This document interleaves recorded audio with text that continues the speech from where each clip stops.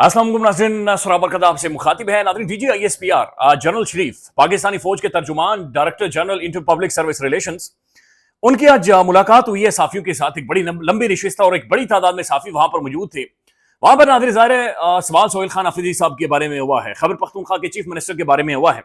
अब नाज़रीन मोहतरम DGISPR साहब ने जो इसके ऊपर जवाब दिया है और जो वीलॉग्स हमने देखे मोहतरम जो हवलदार बरिस्टर मुनीर फारूक साहब के, नाज़रीन बरिस्टर मुनीर फारूक साहब ने जो कहा था कि ऐसी की तैसी, हालांकि उस गुफ्तगू में और जो ISPR साहब की गुफ्तगू है बड़ा फर्क है। बल्कि बहुत सारे साफी ये भी रिपोर्ट कर रहे हैं कि पेशावर के अंदर जो DGISPR साहब की प्रेस कॉन्फ्रेंस थी उसमें और आज की गुफ्तगू में बहुत ज्यादा फर्क था। यानी उस वक्त गुस्सा ज्यादा था, आज वो गुफ्तगू नहीं थी, बल्कि इससे बहुत ज्यादा हटकर गुफ्तगू थी ISPR साहब। यानी एक बड़ा डिफरेंस था मोहतरम ISPR साहब की गुफ्तगू में। अब नाज़रीन बहुत सारे सबूत उन्होंने साफियों को दिखाए हैं और बड़ा खौफनाक नंबर रिपोर्ट हो रहा है, बड़ा अलार्मिंग नंबर रिपोर्ट हो रहा है, ये आपके सामने रखते हैं। फिर नाज़रीन ट्रंप की एक स्टेटमेंट जहां पर उन्होंने ये कहा है कि पाकिस्तान वाक़तन हथियारों को टेस्ट कर रहा है और गुज़श्ता चंद दिनों में नाज़रीन कुछ खबरें बनी हैं कि पाकिस्तान ने मजीद हथियारों को चेक किया है। अच्छा, भारत के अंदर नाज़रीन रोला पड़ा हुआ है कि पाकिस्तान ने परमाणु हथियार चेक कर लिए हैं और जो जमीन के नीचे भूकंप आया है ये परमाणु हथियार चेक हुए हैं और परमाणु हथियार ये भारत के लिए पाकिस्तान बना रहा है और किसी भी टाइम मोदी जी कुछ भी हो सकता है, लिहाजा मोदी जी हाई अलर्ट रहो। और उनका जो मीडिया है बिल्कुल पागल हो गया। तो नाज़रीन बहुत सारे हमारे जो इंडियन दोस्त हैं देखने वाले हैं, मेरी बड़ी हमदर्दी है उनके साथ, लेकिन मैं गुजारिश ये करना चाहूंगा कि भाई जो इस वक्त हथियार चेक हो रहे हैं, ISPR साहब ने आज हिंट तो दी है, ये बड़े खौफनाक किस्म के हथियार हैं। ऊपर से हम खुद आपस में बड़े तंग है, अच्छा बहुत तंग है। 27 तरमीम आ रही है और रोला पड़ा हुआ है, फलाना केसेस ढिमकान, लिहाजा आपस में बड़े तंग है। इस टाइम कोई भी शरारत करके छितर ना खा लो, लिटरली, क्योंकि आपस में हम इतने ज्यादा तंग हैं कि ये ना हो कि ये सेका तुम लोगों को लग जाए। लिहाजा ये ISPR साहब ने आज ये कहा कि इंडिया समुद्र के अंदर कोई एक फॉल्स फ्लैग ऑपरेशन करने की कोशिश कर रहा है या करेगा तो इन्हें अवॉइड करना चाहिए नाज़रीन। चूंकि देखें, अपने घर में जब बंदा तंग होता है ना और फिर बाहर से अगर कोई दस्तक बनाए तो जो पहला फेंटा लगता है नाज़रीन, सेका लगता है, वो सारे मिलकर पहले उसे सेकते हैं और उधर ही जाकर सारा गुस्सा ठंडा हो जाता है। लिहाजा ये जो इंडिया कर रहा है नाज़रीन फॉल्स फ्लैग ऑपरेशन के बारे में सोच रहा है, बल्कि चंद दिन पहले वीडियोज भी बाकायदा से दिखाई गई थी कि पाकिस्तानी फिशरमैनों को बाकायदा से इंडियन जो इंटेलिजेंस एजेंसीज हैं ओपन वाटर से उठाकर लेकर जाती हैं और उसके बाद बहरहाल किस तरीके से उन्हें मैनेज करते हैं ये एक सवाल है। बहुत सारी इतलात ये भी है कि शायद उनकी फैमिलीज को भी साथ लेकर गई, पैसों के जरिए उन्हें कायल किया या बहरहाल जैसे भी किया, लेकिन वो एक माहौल पूरा बना रहे थे एक फॉल्स फ्लैग ऑपरेशन का। और भारत को नाज़रीन जो डज लगी हुई है ये बड़ी तगड़ी डज है। उसके बाद वो अभी नजर आ रहा है नाज़रीन कि वो बिल्कुल सर उठाए हुए है और वो एक मौका ढूंढ रहा है। लिहाजा हम सबको भी नाज़रीन एहतियात करने की जरूरत है, अपनी मंजी थल्ले हमें भी डांग फेरने की जरूरत है कि भाई हमारे जो बाहर के दुश्मन है, जो असल और अजली हमारे दुश्मन है, वो जो नाक सर उठाए खड़े हैं हमारे सामने, हमें उनकी तरफ देखना चाहिए इंस्टेड के हम एक दूसरे के मुल्क के अंदर कपड़े फाड़ रहे हैं।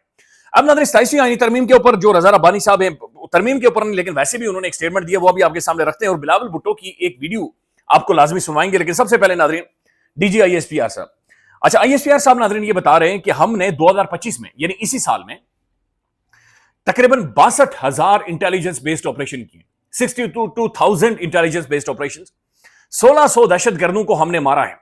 लेकिन इसमें जो अलार्मिंग और खौफनाक नंबर यह है कि इसमें 1600 दहशतगर्दों में 206 अफगान नेशनल थे, यानी कि वो दहशतगर्द जो कि अफगान मिलिट्री का हिस्सा थे, यानी अफगानी थे और अफगानी फौज का हिस्सा थे ना, उन्हें मारा गया है।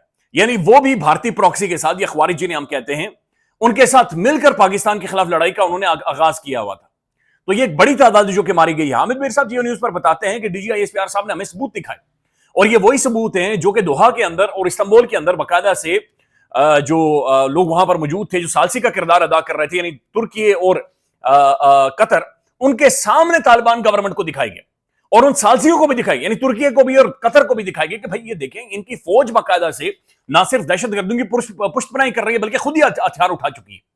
तो ये बड़ा खौफनाक नंबर है नाज़रीन जो कि कोट हो रहा है। अंदाजा लगाएं 62,000 मिलिट्री ऑपरेशन या इंटेलिजेंस बेस्ड ऑपरेशन जो कि हुए हैं और 1600 नंबर बहुत बड़ा नंबर है। फिर नाज़रीन इसमें 582 फौजी जवान शहीद हुए हैं। अगेन इट्स बहुत बड़ा खौफनाक नंबर है, 582 फौजी जवान शहीद हुए हैं। तो ये शो कर रहा है कि नाज़रीन जो सिक्योरिटी के हालात हैं वो कहां पर खड़े हैं। इंडिया के बारे में उन्होंने कहा कि हमें बिल्कुल इस वक्त कंसर्न्स हैं और हम नजर रखे हुए हैं और महसूस किया हो रहा है कि ये समुद्री रास्ते के जरिए कोई फॉल्स फ्लैग ऑपरेशन करने के लिए कोई माहौल बना रहा है, ऐसी सूरत बनाने की कोशिश कर रहा है। फिर नाज़रीन उन्होंने कहा कि वादी तीरा में हमने तकरीबन 12,000 एकड़ के ऊपर मंशियात काश्त की जा रही थी और एक ड्रग कार्टेल है जो कि वहां से ऑपरेट कर रहा है, वो हमने बाकायदा से खत्म किया है और उनके खिलाफ हम एक ऑपरेशन कर रहे हैं। ساتھ ساتھ انہوں نے یہ بتایا کہ جو 12,000 ایکڑ کے اوپر منشیات اگائی جا رہی ہیں یا جو ڈرگ کارٹل کام کر رہا ہے، یہ ڈرگز افغانستان کے اندر بھیجی جاتی ہیں اور باقاعدہ سے وہاں سے پیسے لیے جاتے ہیں، اور یہی وہ پیسہ ہے جو کہ دہشت گرد استعمال کرتے ہیں۔ انہوں نے کہا کہ یہ کرمنل پولیٹیکل نیکسز ہے۔ یہ بڑی سخت سٹیٹمنٹ ہے ناظرین کہ کرمنل پولیٹیکل نیکسز ہے۔ ظاہر خیبر پختونخوا کے اندر تحریک انصاف کی حکومت ہے اور وہ بار بار یہ کہہ رہے ہیں کہ جناب میں کسی جماعت کا نام نہیں لوں گا، میں کسی شخص کا نام نہیں لوں گا، لیکن یہ ایک کرمنل پولیٹیکل نیکسز ہے، اس کے بغیر یہ ہو نہیں سکتا۔ اب ناظرین آئی ایس پی آر صاحب نے جب یہ بات کی ہے تو ضروری ہے کہ یہ ساری چیزیں وہاں کے سی ایم کے ساتھ شیئر کی جائیں، سہیل خان آفریدی کے ساتھ شیئر کی جائیں، ان کی کابینہ کے سامنے رکھی جائیں، تاکہ ایک صوبے کے اندر ناظرین جو گورنمنٹ ہے وہ اس کو روکے، اور اگر کوئی اس طرح کا کارٹل کام کر رہا ہے یقینی طور پر کر بھی رہا ہوگا ناظرین، اس کا راستہ روکا جائے، یہ چیزیں ختم کی جائیں، اور یہ ختم کرنا بہت زیادہ ضروری ہے۔ پھر ناظرین D G I S P R صاحب سے یہ سوال ہوا کہ جو آئین کے آرٹیکل 243 کے حوالے سے، جس میں ملٹری کے حوالے سے، جو فوج کے حوالے سے، فوجی کمانڈ کے حوالے سے اس میں ایک تبدیل کی جا رہی ہے، تو کیا اس کے بارے میں آپ سے پوچھا گیا ہے؟ تو اس پر آئی ایس پی آر صاحب نے یہ کہا کہ آئینی ترمیم کرنا حکومت کا حق ہے اور یہ پارلیمان سے ہوتی ہے، لیکن اگر کوئی بھی ترمیم اداروں کے حوالے سے یا ملٹری کے حوالے سے ہے تو ظاہر ہے ہم سے ہماری رائے لی جائے گی اور ہم اس پر اپنی رائے دیں گے۔ اب ناظرین میں آپ کو پڑھ کر سنانا چاہ رہا ہوں جو سوال سہیل خان آفریدی صاحب کے حوالے سے ہوا، اور یہی سب سے بڑی خبر ہے آج کی کہ جناب آئی ایس پی آر صاحب نے سہیل خان آفریدی کے بارے میں جو الفاظ کیے، ان سے پوچھا گیا کہ جناب سہیل خان آفریدی کو آپ کیسے دیکھتے ہیں؟ اور سوال یہ بھی تھا، یعنی میں نے تمام تقریباً سب صحافیوں کو سنا ہے، اجمل جامع صاحب کو سنا، شہزاد اقبال صاحب کو سنا، حامد میر صاحب کو سنا، پشاور کے صحافیوں کو سنا، تو سب نے یہ کہا کہ یہ سوال اسی طرح کا تھا کہ جو آپ بار بار کہہ رہے ہیں کہ یہاں پر ایک کرمنل پولیٹیکل نیکسس ہے، یعنی جو منشیات اگا رہا ہے اور یہ اس سے فائنینشیل بینیفٹ ڈالرز کی صورت میں دہشت گرد اٹھا رہے ہیں، تو کیا آپ اشارہ سہیل خان آفریدی کی طرف یا پی ٹی آئی کی گورنمنٹ کی طرف کر رہے ہیں؟ اور یعنی اسی کا دوسرا حصہ تھا کہ سہیل خان آفریدی خیبر پختونخوا کے چیف منسٹر کے بارے میں آپ کیا سمجھتے ہیں؟ اور منیر فاروق صاحب یہ کہہ چکے ایسی کی تیسی اور بہت سخت گفتگو کر چکے ہیں اور قابل قبول بھی نہیں، اور وہ آپ کو پتا ہے۔ D G I S P R صاحب نے کہا میں پبلک سرونٹ ہوں، کسی پر الزام نہیں لگا سکتا، سہیل خان آفریدی خیبر پختونخوا کے چیف منسٹر ہیں، ان سے ریاستی اور سرکاری تعلق رہے گا۔ یعنی آئی ایس پی آر صاحب نے ناظرین مانا ہے، قبول کیا ہے کہ سہیل خان آفریدی ایک وہاں کا چیف ایگزیکٹو ہے اور یہ ایک آئینی عہدہ ہے، لہذا سہیل خان آفریدی اسٹیٹ ہے، ریاست ہے۔ انہوں نے کہا کہ ان سے ریاستی اور سرکاری تعلق رہے گا، منتخب سیاستدان ریاست بناتے ہیں اور اداروں کو ریاست کے ساتھ کام کرنا ہوتا ہے۔ یہ حوصلہ افزا سٹیٹمنٹ ہے۔ آئی ایس پی آر کا یہ کہنا ہے کہ میں پبلک سروینٹ ہوں، کسی پر الزام نہیں لگا سکتا، سہیل خان آفریدی خیبر پختونخوا کے چیف منسٹر ہیں، ان سے ریاستی اور سرکاری تعلق رہے گا، منتخب سیاستدان ریاست بناتے ہیں اور اداروں کو ریاست کے ساتھ کام کرنا ہوتا ہے۔ تو یہ بڑی کلیئرٹی انہوں نے دے دی ہے کہ جو بالکل ٹھیک ہے، ہم مل بیٹھ کر سیکیورٹی کے حوالے سے کام کریں گے اور اسی سے ظاہر ملک بھی آگے بڑھے گا، چیزیں ٹھیک ہوں گی۔ 27ویں ترمیم میں سے آرٹیکل 243 کا بھی ذکر ہے، آپ سے مشاورت یہ سوال ہوا، تو اس پر D G I S P R صاحب نے کہا کہ آئین میں ترمیم کرنا پارلیمان اور حکومت کا کام ہے، اگر ہم سے تجاویز مانگی گئی تو ہم اپنی رائے ضرور دیں گے، آخری فیصلہ پارلیمنٹ نے کرنا ہے۔ یہ بھی انہوں نے آئی ایس پی آر صاحب نے دیا۔ تو محسوس کیا ہو رہا ہے کہ ناظرین آج کی جو بھی گفتگو تھی یا جو بھی میٹنگ تھی، اس کا جو بڑا سیگمنٹ تھا، یہ زیادہ تر حصہ 90-95% جو حصہ تھا وہ صرف اور صرف سیکیورٹی کی صورتحال کے اوپر تھا، وہ صرف اور صرف انٹرنل جو خوفناک ایک سیکیورٹی کا ماحول بنا ہوا ہے اس کے اوپر ڈیجیے۔ اچھا ایک اور بات جو انہوں نے وعدے کی، انہوں نے کہا کہ کوئی ملٹری آپریشن نہیں ہونے والا، کوئی ملٹری آپریشن ہم خیبر پختونخوا یا پورے پاکستان میں کہیں پر بھی نہیں کرنے والے، ہم صرف انٹیلیجنس بیسڈ آپریشنز کریں گے اور ہمارے انٹیلیجنس بیسڈ آپریشن کامیاب جا رہے ہیں، ہم کامیابی کے ساتھ ان چیزوں کو آگے لے کر جا رہے ہیں۔ تو ناظرین ایک بڑی انٹرسٹنگ قسم کی اور ایک بڑی زبردست قسم کی یہ انٹروڈکشن ہوا ہے جسے صحافی رپورٹ کر رہے ہیں، اور مزید اس کی چیزیں کھل کر سامنے آ رہی ہیں، اور خلاصہ مزید ہوگا تو وہ بھی آپ کے سامنے رکھیں گے۔ پاکستان کے اندر جو بڑے بڑے دماغ ہیں، یہ جو زیادہ پولیٹکس کو سمجھتے ہیں، سیاسی پنڈت ہیں، وہ اس بارے میں کیا سمجھتے ہیں۔ ناظرین رضا ربانی صاحب بالآخر ہائبرنیشن سے جاگ گئے۔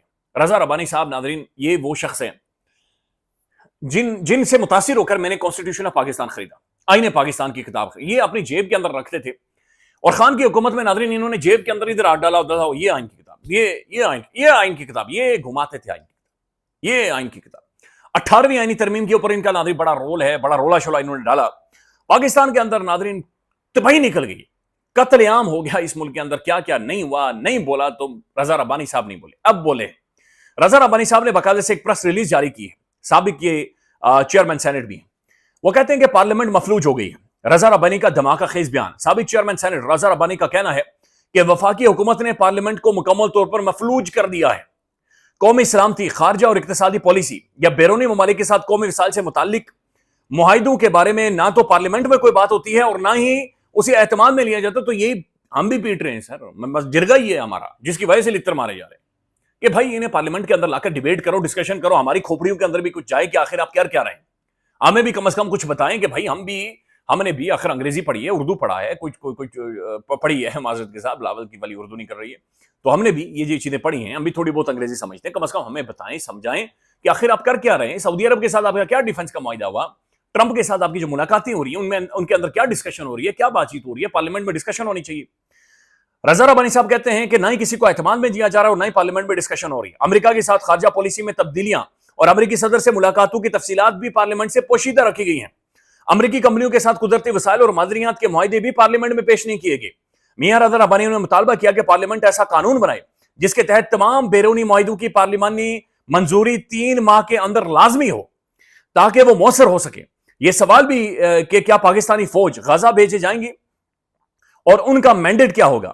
وزراء کی طرف سے صرف ٹی وی شوز اور سوشل میڈیا پر معاملہ اٹھایا جا رہا ہے, پارلیمنٹ میں نہیں. افغانستان کی صورتحال نہایت سنجیدہ ہے جو اندرونی اور بیرونی سلامتی دونوں پر اثر انداز ہو رہی ہے.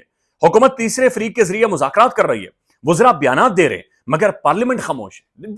دس از ویری ایک رائٹلی انہوں نے پوائنٹ آؤٹ کیا ہے کہ بھائی پارلیمنٹ خاموش ہے, اور پارلیمنٹ کیوں خاموش ہے, مگر پارلیمنٹ خاموش ہے. پارلیمنٹ کو اپنا کردار ادا کرنا ہوگا.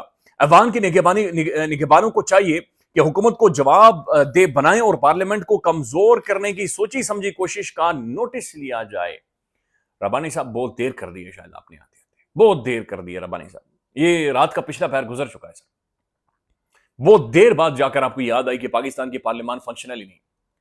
یا آپ تھوڑا سا اور آگے چلے جاتے تو آپ کو پتا چلتا ہے کہ پارلیمان کے اندر اس وقت جو لوگ موجود ہیں وہی لیجیٹیمیٹ نہیں ہیں, لیکن بہرحال آپ اس طرف نہیں گئے.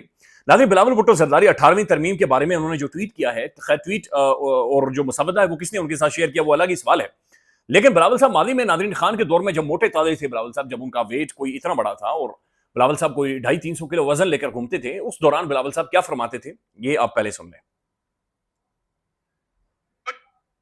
جو موجودہ حکومت ہے وہ تو صوبے سے حقوق چھینا چاہتے ہیں, وہ صوبائی خود مختاری پہ ڈاکہ مارنا چاہتے ہیں, آپ سے آپ کا وسائل چھیننا چاہتے ہیں. اوکے میں آپ کو زیادہ اریٹیٹ نہیں کرنا چاہ رہا. میں چاہ رہا تھا کہ آپ کو میں تھوڑا سا اریٹیٹ زیادہ کروں, لیکن میں آپ کو زیادہ اریٹیٹ نہیں کرنا چاہ رہا. لیکن اس وقت بلاول صاحب یہ کہتے تھے میں آؤں گی, میں لانگ مارچ کروں گی اور میں چھوڑوں گی نہیں, میں ایسا بدلہ لوں گی, میں ایسا بدلہ لوں گا, میں کسی بھی طور پر نہیں چھوڑوں گا.